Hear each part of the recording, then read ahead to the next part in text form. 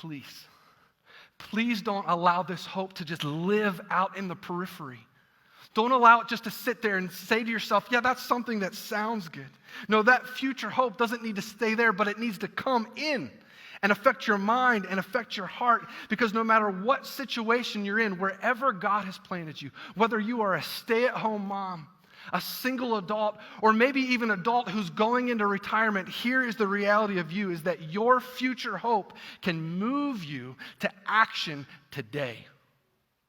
You do not need to stay at the same place where you're at in life. Your future hope can move you, can motivate you, can push you forward to action today. You are what Isaiah described as God's servant. And that means as his servant, you move forward to serve his kingdom, the one in which he is the king of, and he sits enthroned above it all. And we, as his servants, get to be a part of it. But there's a problem. And you know what this problem is. Because just because you have a picture of the future does not necessarily mean it's going to move you to do anything.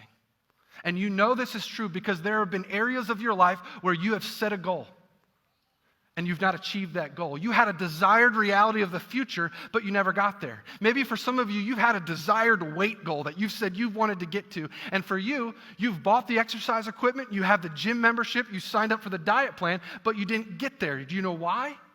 Because you got distracted.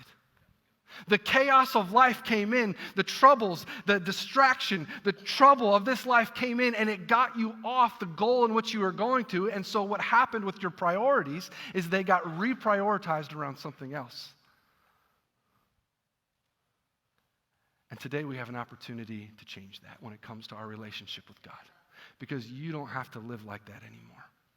In fact, today, I want to invite you to do something with me just for a moment. I want to invite you to just remove the distractions of your life. I want to invite you to move out what is taking up your mental space. What is it that's renting space in your mind? What is it that's I want to invite you just to move it out just for a moment. Because it is not an accident that you're here today. God had a reason. God had a purpose for you being here today. And in God inviting you into this place, he wants to invite you to trust him. And as he's inviting you to trust him, he is inviting you to do a mental shift. He's inviting you to look at your priorities. He's inviting you to evaluate what is the main thing in your life and to evaluate how you've organized your life around that main thing. And I've got to ask you, when you think about the main thing in your life, what is it? What's distracting you? What's distracting you from having your hope in what's coming, having your hope in what Jesus accomplished not only on the cross, but what he purchased for eternity? What is it that's getting in the way of you living in that hope? Pastor and author Paul Tripp said it like this. He said, if you don't keep the eyes of your heart focused on the paradise that is to come, you will try to turn this poor, fallen world into the paradise it will never be. You see, when you have your eyes set on eternity, God becomes extremely big. And the anxiety and the worries and the distractions of this life can start to become really small.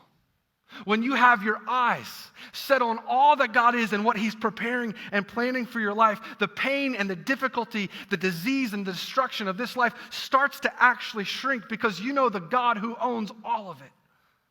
And in the middle of all of that, when you're being tempted to become consumed by what this world has to offer, maybe in the middle of that, and maybe that's where you're at today, maybe like Debbie in the story we heard at the very beginning, your move today, your next step is to say to God, God, I need your help, and I no longer want to have my life directed by the struggles and the things of this world, but my life is now to be directed by your priorities and your kingdom, because this world does not have anything compared to you.